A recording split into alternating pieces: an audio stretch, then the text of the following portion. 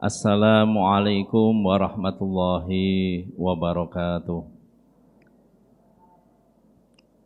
Alhamdulillah, alhamdulillahilladzi an'amana bi ni'matil iman wal islam wa nusalli wa nusallimu ala khairil anam sayyidina wa maulana Muhammadin wa ala alihi wa sahbihi ila akhiril ayyam amma ba'du. Yang sama-sama kita hormati segenap jajaran pembina dan pengurus Masjid Suciati Saliman, yang kami hormati segenap jajaran Dewan Kemakmuran Masjid Suciati Saliman, bapak-bapak, ibu-ibu, hadirin, hadirat yang dirahmati Allah Subhanahu wa ta'ala.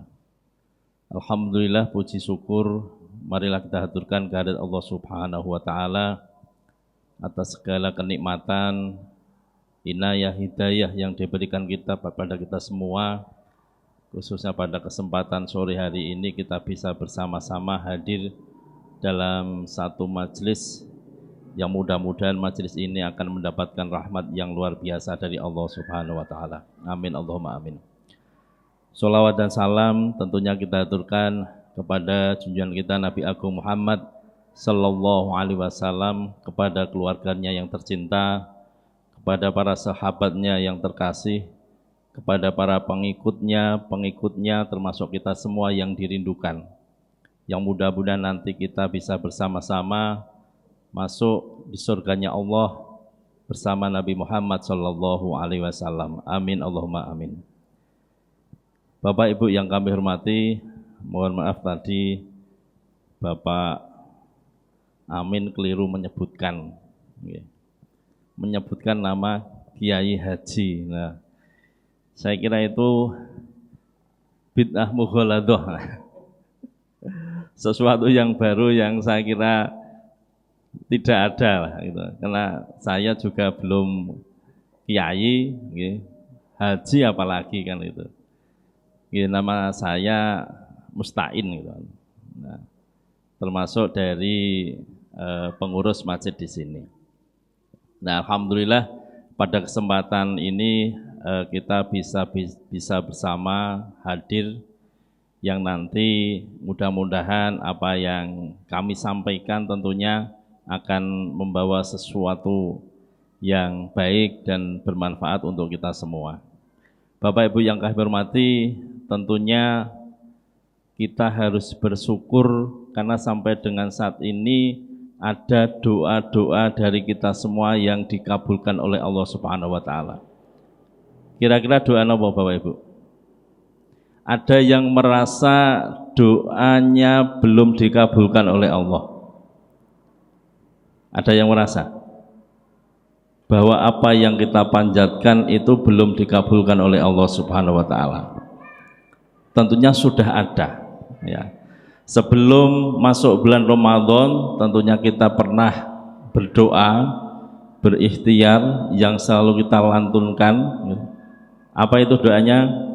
Allahumma barik lana fi Rajaba wa Sa'bana wa balighna Ramadhana. Ya Allah, berkailah kami di bulan Rajab dan Sa'ban, dan jumpakan kami di bulan suci Ramadan. Nah, alhamdulillah doa kita didengar oleh Allah, diijabahi oleh Allah, sehingga sampai dengan saat ini kita dijumpakan di bulan suci Ramadan. Tentunya kemudian yang menjadi pertanyaan, terus kalau sudah masuk bulan Ramadan kita mau apa? Nah, kan begitu. Salah satu yang kemudian menjadi kesunahan bagi kita adalah hadir dalam majelis ilmu. Ya, karena dalam riwayat Nabi mengatakan hudurul majelis ilmi afdhalu min sholatin alfi rakaatin. Nah, hadir dalam majelis ilmu itu lebih baik daripada kita menjalankan sholat sunat 1000 rakaat. Tentunya tidak hanya sekedar hadir, tapi apa? Kita niat untuk thalabul ilmi. Segala sesuatu kegiatan ibadah tanpa niat tidak akan ada apa-apanya. Bapak Ibu mau sholat tanpa niat, batal sholatnya. Bapak Ibu mau puasa, tidak ada niat maka tidak sah puasanya. Maka begitu pentingnya niat sehingga ada sebuah hadis mungkin yang ada di kitab Arba'in Nawawi, innamal a'malu binniyat, bahwa segala sesuatu itu tergantung niatnya. Maka harapannya adalah ketika Bapak Ibu dimanapun Anda berada, ketika niat kita mau menghadiri sebuah majelis ilmu, niatkan untuk tholabul ilmi.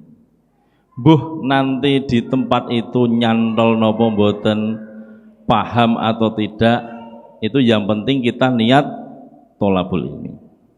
Bahwa ketika kita hadir dalam majelis ilmu dengan niat tholabul ilmi, itu tidak lebih baik daripada kita menjalankan sholat sunat 1000 rakaat. Kula yakin Bapak Ibu sedaya wonten mriki belum pernah menjalankan sholat sunat sampai 1000 rakaat. Wong kula nggih dereng nate. Gitu. Paling banter sholat napa? Sholat taraweh 3, nanti tambah qiyamul lail dan sebagainya, tidak lebih dari 40 rakaat. Nah ini Bapak Ibu hadir dalam majelis ilmi dengan niat tholabul ilmi, maka pahalanya tidak lebih baik dari menjalankan sholat sunat 1000 rakaat. Tidak hanya itu, loh, ini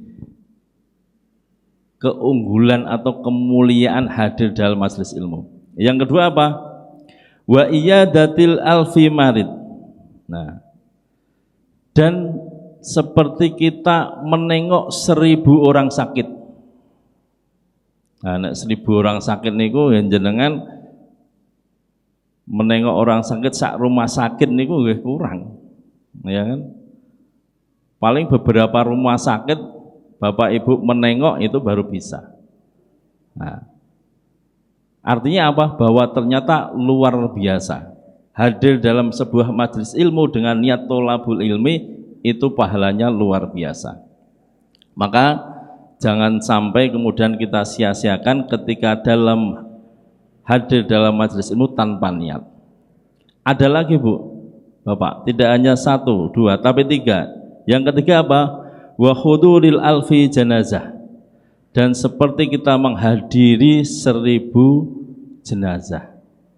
Masya Allah, luar biasa. Satu kegiatan, satu majelis ilmu, pahalanya sangat luar biasa. Dan tentunya ini di bulan suci Ramadan, monggo perbaiki niat kita semua untuk selalu niatkan kita untuk beribadah kepada Allah Subhanahu wa ta'ala.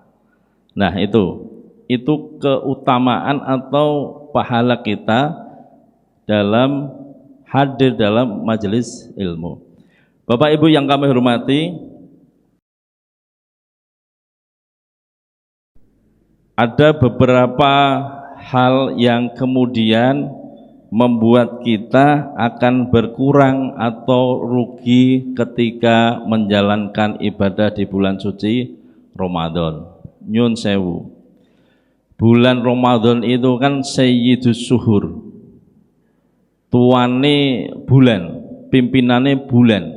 Kenapa disebut seperti itu? Karena bulan Ramadan itu banyak sekali julukannya. Bulan yang penuh barokah, bulan yang penuh ampunan, bulannya Al-Quran, bulannya yang dilipat gandakan pahalanya dan lain sebagainya, luar biasa. Sehingga kalau kemudian kita tidak menggunakan bulan Ramadan dengan sebaik-baiknya, maka kita akan termasuk orang-orang yang menyia-nyiakan bulan suci Ramadan. Padahal ada sebuah hadis mengatakan man fariha bidukhuli Ramadan haramallahu jasadahu 'alan niron. Barang siapa yang senang, ini lebih senang Bu. Barang siapa yang senang dengan datangnya bulan suci Ramadan, maka Allah akan mengharamkan jasad kita di dalam neraka. Niki lebih senang, belum masuk, ya.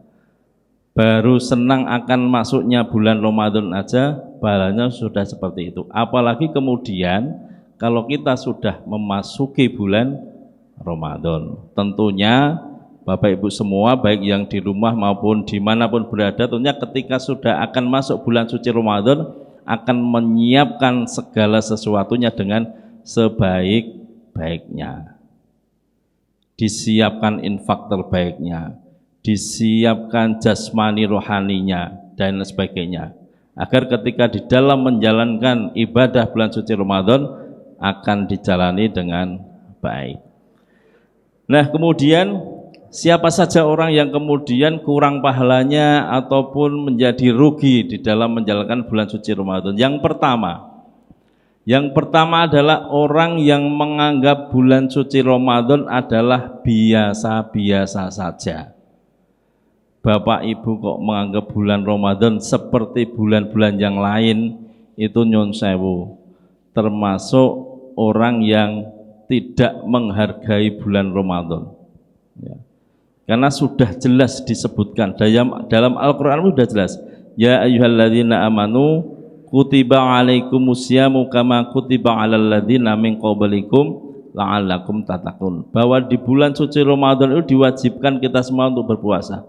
Tidak ada bulan yang sama seperti Ramadan kemudian diwajibkan untuk berpuasa.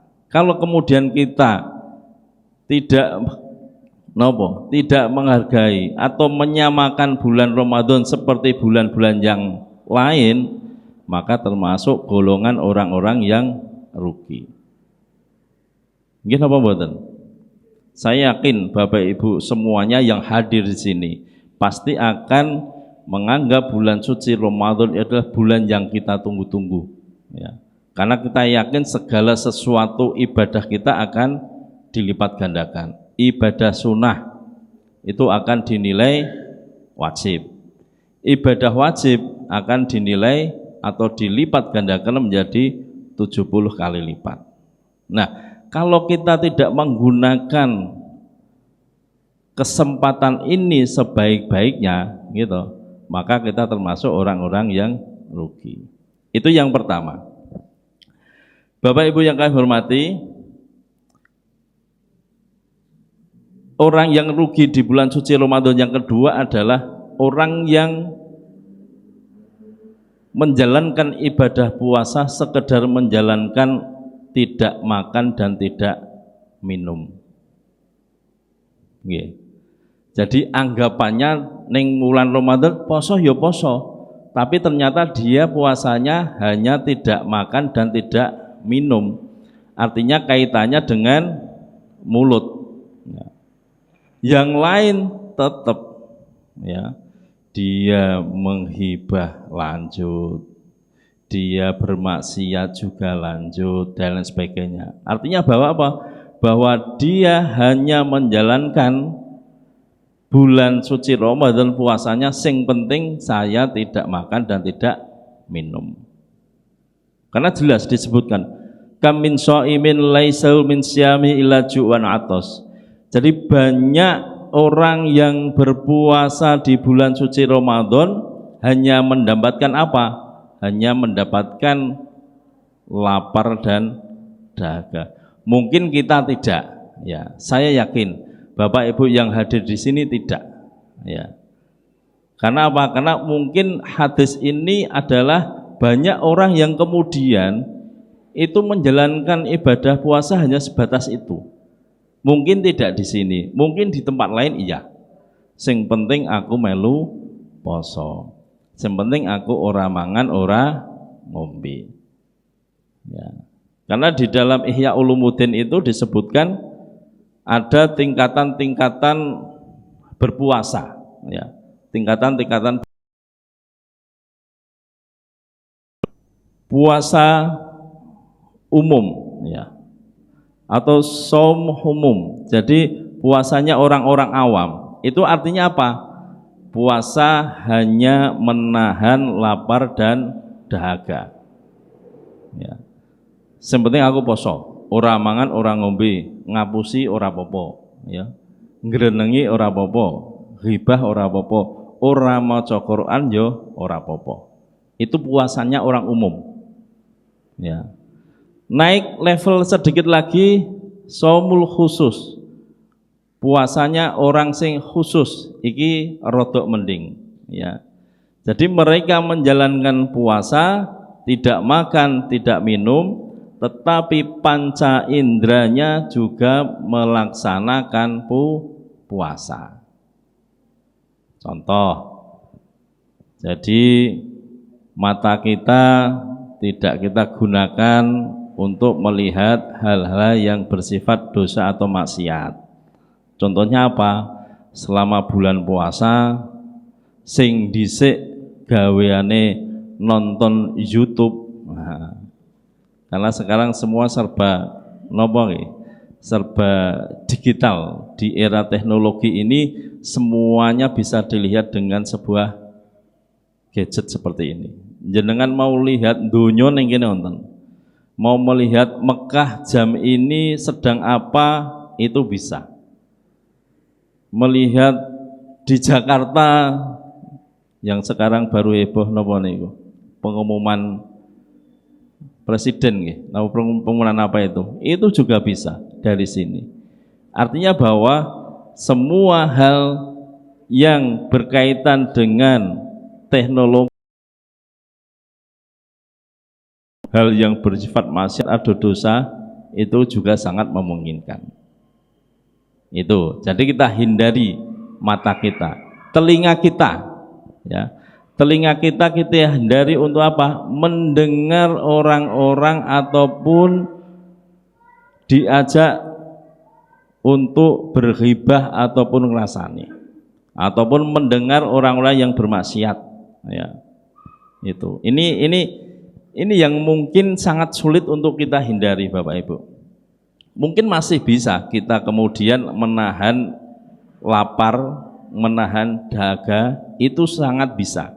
Tapi untuk menahan yang panca indera ini yang kemudian agak sulit. Maka kemudian musuh terbesar kita dalam puasa itu tidak lapar dan dahaga, tapi apa? Hawa nafsu. Pun kalau Bapak Ibu bisa menahan hawa nafsu itu, maka derajat la'allakum tattaqun itu nanti akan masuk dalam golongan orang-orang yang bertakwa. Itu yang kedua. Yang ketiga, puasa apa? Shaumul khususil khusus. Posone sing ngopo nih? Yo sangat khusus ya. Khususil khusus, wis khusus, lebih khusus lagi. Nah, ini golongan ini biasanya yang bisa melakukan adalah para wali ataupun nabi. Karena apa? Puasanya tidak sekedar menahan makan minum sama panca indera, tapi apa? Hati mereka, jiwa mereka juga puasa. Hati mereka juga puasa, Bapak Ibu.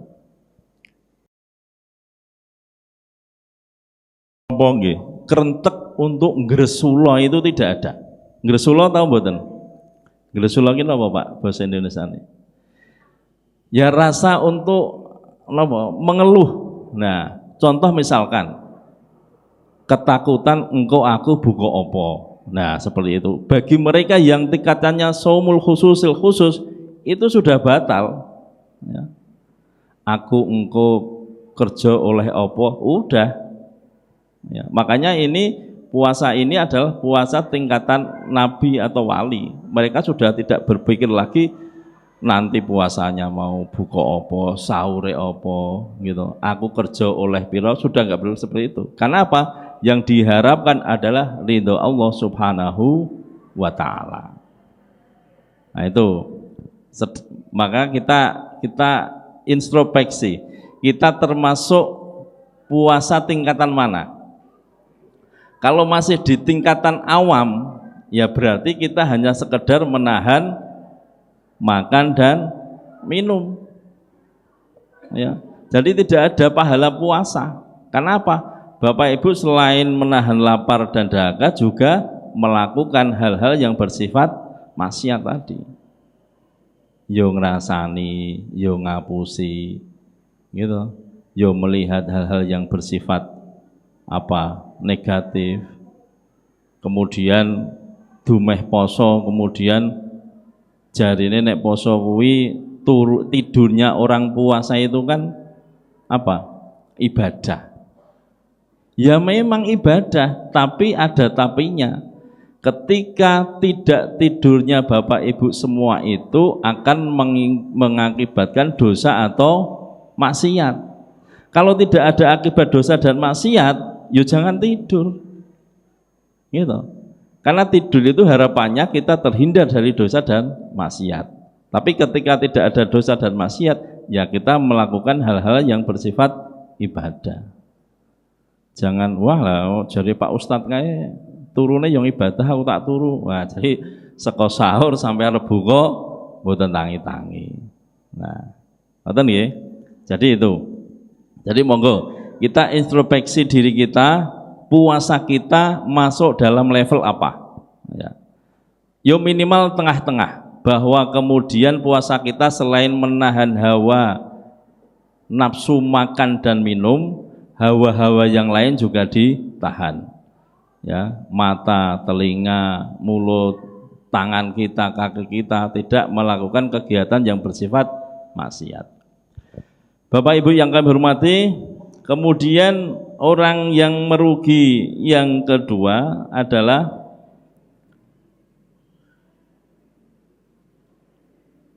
orang yang tidak mendapatkan rahmat dari Allah Subhanahu wa taala. Tentunya ini ada kaitannya dengan yang di awal. Bahwa ketika kita menganggap bulan Ramadan biasa-biasa saja, bahwa di bulan Ramadan kita tetap melakukan kemaksiatan dan sebagainya, maka sangat mungkin kemudian kita tidak akan mendapatkan rahmat dari Allah Subhanahu wa taala. Kenapa? Karena syarat menjadi la'allakum tattaqun itu tadi adalah puasanya harus sempurna. Ya. Karena la'allakum tattaqun, orang-orang yang bertakwa itu ada beberapa faedah atau keuntungan ketika kita menjadi golongan orang-orang yang muttaqin. Faqad fazal muttaqun, maka kita akan diberikan apa? Keberuntungan. Jenengan kedah yakin ini. Kalau Bapak Ibu semua sampai derajat muttaqin, orang-orang yang benar-benar bertakwa, maka bisa dipastikan bahwa Bapak Ibu akan mendapat keberuntungan. Entah itu keberuntungan di dunia maupun di akhirat. Kemudian apalagi ketika kita sudah menjadi orang-orang yang bertakwa, wa may yattaqillaha yaj'al lahu makhraja. Barang siapa yang bertakwa maka akan diberikan jalan keluar. Nyun sewu, Bapak Ibu ketika ada masalah kira-kira larinya kemana? Kemana Bu? Biasanya kalau ada masalah keuangan mungkin ke Pegadaian, ya. Karena slogannya Pegadaian itu apa? Mengatasi masalah tanpa masalah kan. Tapi ketika Bapak Ibu punya masalah sebesar apapun, itu jangan lari kemana-mana selain kepada Allah. Itu nanti Bapak Ibu termasuk golongan orang-orang muttaqin. Karena apa? Karena banyak sekali kemudian orang yang banyak sekali masalah, entah itu masalah keluarga, ekonomi, dan lain sebagainya, itu larinya tidak ke Allah, tapi kemana? Biasanya kadang kepada sesama manusia. Ada contohnya? Ada. Contoh, wong sing pengen cepet sugih, ya. Ada enggak? Siapa yang mau kaya? Wah, semuanya pengen, gitu. Semuanya mau. Tapi cara untuk menjadi kaya itu bagaimana? Kan seperti itu. Tapi kalau kita tidak beriman, kita tidak bertakwa, maka kita akan mengambil jalan pintas. Kita tidak akan berdoa kepada Allah, tapi kita akan minta pertolongan kepada makhluknya Allah. Kan sering terjadi berita ya, berita penggandaan uang. Nah, itu sempat viral itu yang di Magelang atau apa itu, sampai korban-korbannya dibunuh. Jadi ada modus penggandaan uang, setor 100 juta seperti itu, nanti itu bisa disulap, dirubah menjadi 1 miliar. Gimana orang tidak tertarik kalau seperti itu? Setor 100 juta dapat 1 miliar. Itu kalau kita memang tidak punya iman, tidak bertakwa, ya tetap kita akan lakukan. Tapi nyun sewu, ketika kita yo ngerti agama, ya tahu Gusti Allah dan tahu ibadah-ibadah yang lain, maka kita yakin, hakul yakin kita tidak akan melakukan seperti itu. Ya. Mereka yang melakukan hal-hal seperti itu biasa mereka rasa takwanya, takut kepada Allah, takut yang dilarang Allah itu dijalankan, itu biasanya seperti itu, tipis. Ya. Tipis sekali. Eneng masalah sidik, wis orang ibadah tapi lari ke orang lain. Dicoba sedikit aja langsung lari ke orang lain. Nah seperti itu. Jadi siapapun kita yang yakin iman dan takwa kepada Allah, maka kita akan diberikan jalan keluar. Nah kuncinya itu, jenengan harus bertakwa. Sebesar masalah apapun yang Bapak Ibu terima, itu pasti akan dicarikan jalan keluar. Dengan syarat kita harus bertakwa. Yang ketiga apa? Wa may yattaqillaha yaj'al lahu makhraja wa yarzuqhu min haitsu la yahtasib. Dan Bapak Ibu akan diberikan rezeki tanpa disangka-sangka. Niki kula nyuwun seksi, nyuwun bukti Bapak Ibu yang sudah seperti itu enten mboten? Ada tidak? Tahu-tahu Bapak Ibu dapat rezeki yang tidak disangka-sangka. Pernah ya? Nah, itu. Jadi ketika maka puasa ini sebagai madrasatul hayat. Jadi sekolah kehidupan kita. Memang kita digembleng agar menjadi la'alakum tatakun. Tidak hanya di bulan Ramadan. Setelah di bulan Ramadan kita akan lebih tingkatkan lagi menjadi orang-orang yang bertakwa. Pun boten usah khawatir, jenengan pasti akan diberikan keberuntungan. Faqad fazal muttaqun, niku Gusti Allah ingkang ngendika.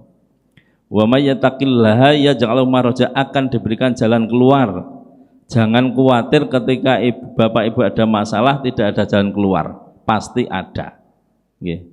Karena kita tidak akan dicoba, diuji oleh Allah di luar kemampuan kita.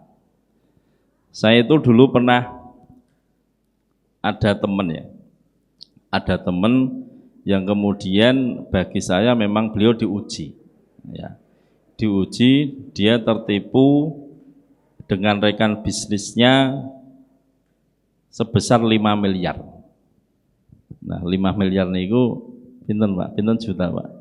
5.000 juta ya, 5 miliar itu 50 juta. Dia tertipu oleh rekan bisnisnya. Hingga kemudian apa? Hingga kemudian seluruh kehidupannya itu tidak baik-baik saja. Istrinya meninggalkan, orang tuanya juga sudah tidak menerima. Karena apa? Karena selalu didatangi oleh yang berkaitan dengan itu. Sampai kemudian dia periksa ke dokter, itu sudah dalam tahap depresi, Pak Ibu. Nah, saya pernah ngobrol dengan apa? Dokter ngoten niku dokter apa, Pak? Psikolog ya atau apa ya? Dokter apa? Nah, pokoknya yang mengurusi itu.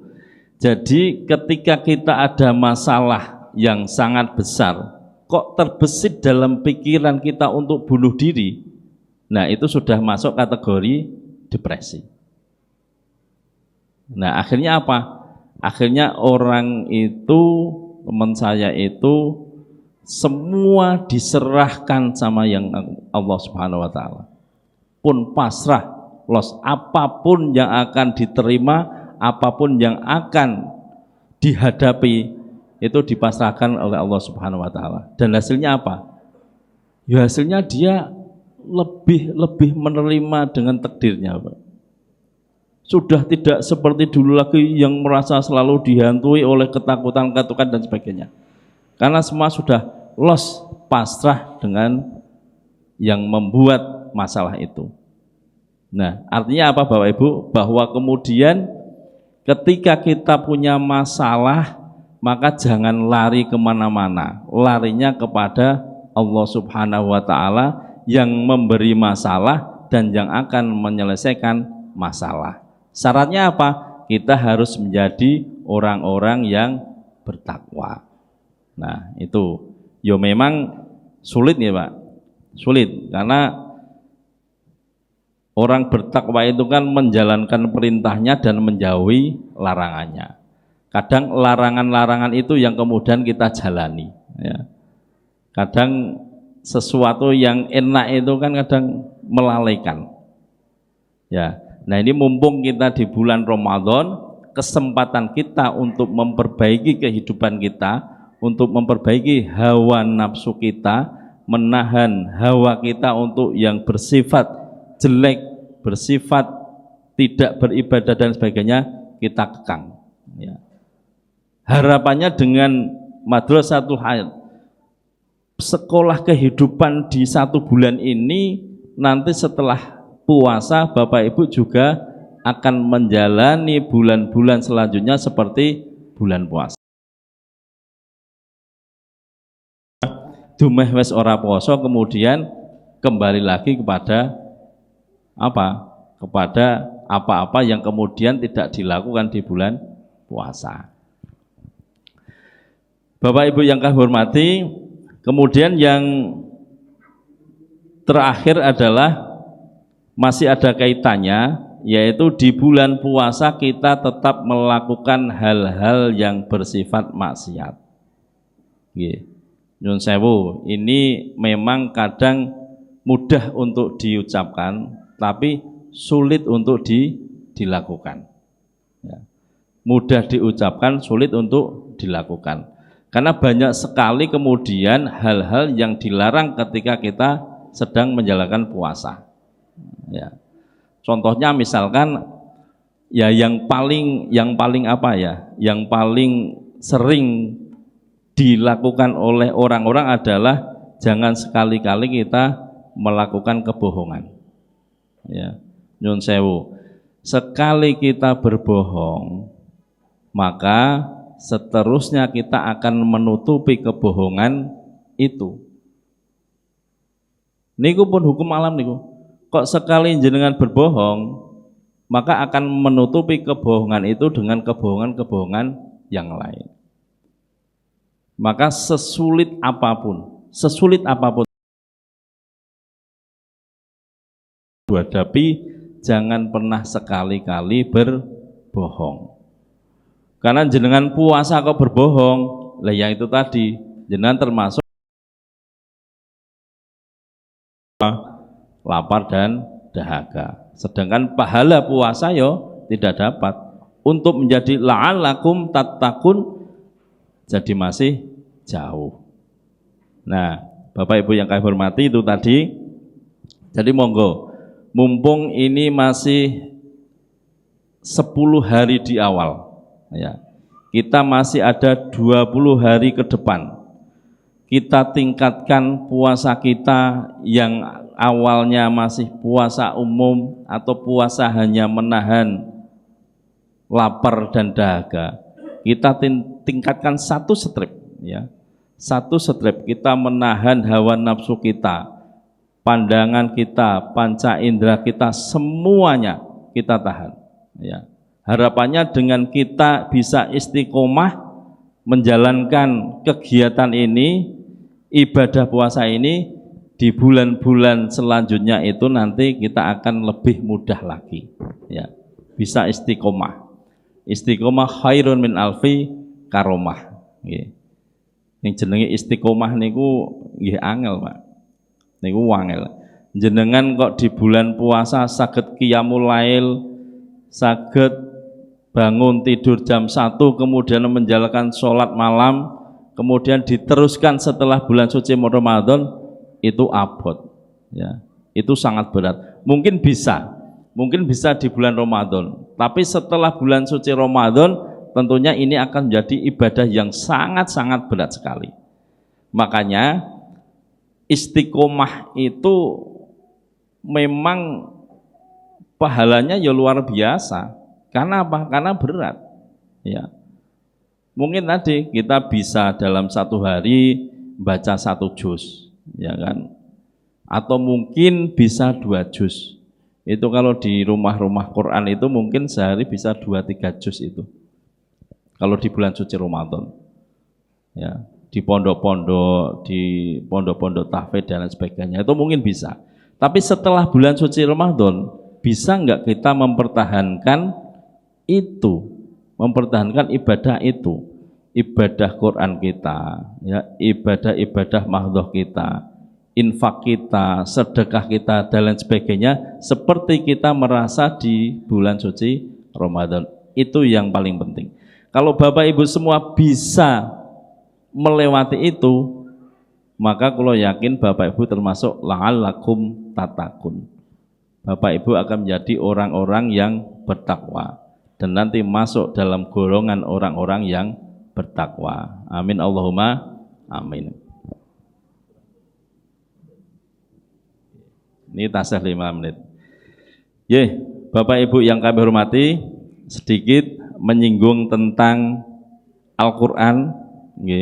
Monggo di bulan suci Ramadan ini kesempatan kita, ya, untuk selalu melakukan mentadaburi Al-Qur'an. Khairukum man ta'allamal Qur'an wa 'allamahu. Sebaik-baik dari kalian adalah orang yang belajar Al-Qur'an. Setelah belajar, ya, tidak hanya membaca, ya, belajar artinya, belajar maksudnya, mempelajari asbabul nuzulnya, gitu. Jadi belajar Al-Qur'an itu kan sebelum mempelajari Al-Qur'an harus belajar dulu napa niku?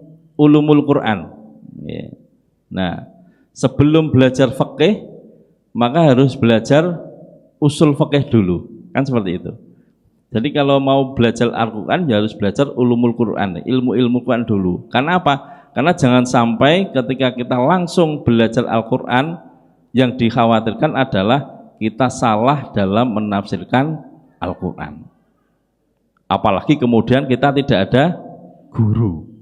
Belajar otodidak atau belajar sendiri, mengartikan sendiri, lewatnya adalah Google dan YouTube. Nah, itu jangan sampai. Karena apa? Belajar ilmu agama itu harus atau wajib dengan guru. Harus. Itu hukumnya wajib. Tidak boleh kita belajar Al-Qur'an kok menerjemahkan sendiri, ya, mengartikan sendiri, itu tidak boleh. Ya.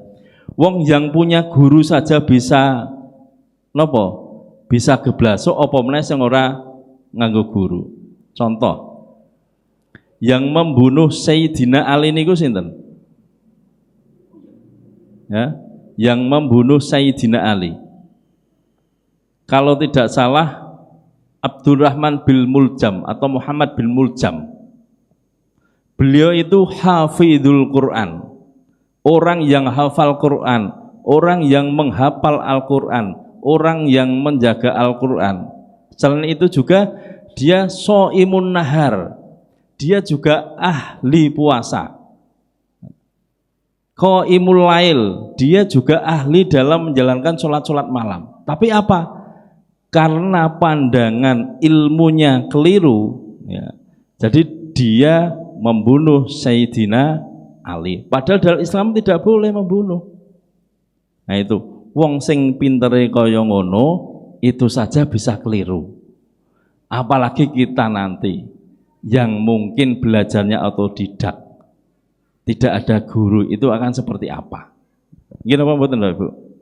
Maka hati-hati, ya, dalam belajar Al-Qur'an pun hati-hati. Bapak Ibu harus wajib punya guru. Ya. Karena itu nanti ada namanya apa? Sanad, ya, ilmu sanad itu. Jadi saya bisa ini itu dari siapa? Dari guru. Gurunya dari siapa? Gurunya guru. Dari siapa? Dari ini sampai Kanjeng Nabi Muhammad sallallahu alaihi wasallam. Jangan sampai Ibnu Muljam itu akan tumbuh dan berkembang di sekitar kita, di masyarakat kita. Karena itu nyun sewu itu sangat berbahaya, sangat berbahaya. Karena kalau orang kok sampai kemudian ada niat menghabisi nyawa orang, ada niat mencelakakan orang, maka itu bukan Islam. Ya. Islam tidak seperti itu Bapak Ibu. Islam itu merangkul semuanya. Ya.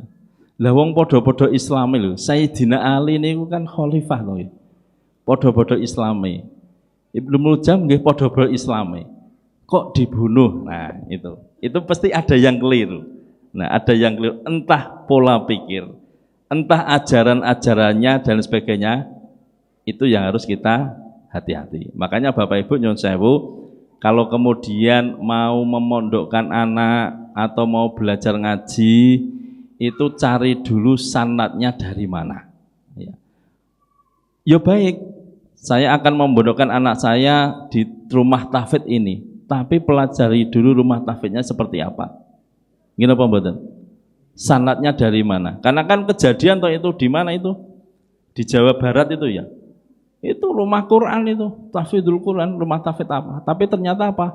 Gurunya itu melakukan perbuatan-perbuatan yang asusila kepada muridnya. Ada, Pak. Ada. Makanya nyuwun sewu monggo, Bapak Ibu yang menginginkan anaknya untuk masuk ke rumah Quran itu bagus. Tapi seleksi dulu, cari tahu dulu ini sanadnya dari mana. Di sini ada Pondok Pesantren Suciati Saliman itu, gitu, asuhannya Ustadz Fatur yang sering ngaji Rabu itu ya, Rabu malam ya, ngaji fikih. Itu ada itu sanadnya jelas. Beliau dari Pondok Pesantren Tebu Ireng. Nah, seperti itu. Jadi ketika Mas saya mau masukkan pondok, nah cari dulu informasi. Gurunya dari mana, ajarannya seperti apa, dan sebagainya. Itu insya Allah kalau Bapak Ibu selektif dan bisa memahami itu, maka insya Allah sanad itu, ilmu yang didapat itu akan barokah. Oke, Bapak Ibu yang kami hormati, mungkin sudah pukul 5:40, mari kita persiapan untuk buka dan sholat maghrib bersama. Apa yang saya sampaikan pada sore hari ini, mungkin ada hal-hal yang kurang berkenan atau yang keliru, kami mohon maaf yang sebesar-besarnya. Dan saya akhiri, ihdinas shiratal mustaqim, wallahul muwafiq ila aqwamit thoriq. Assalamualaikum warahmatullahi wabarakatuh.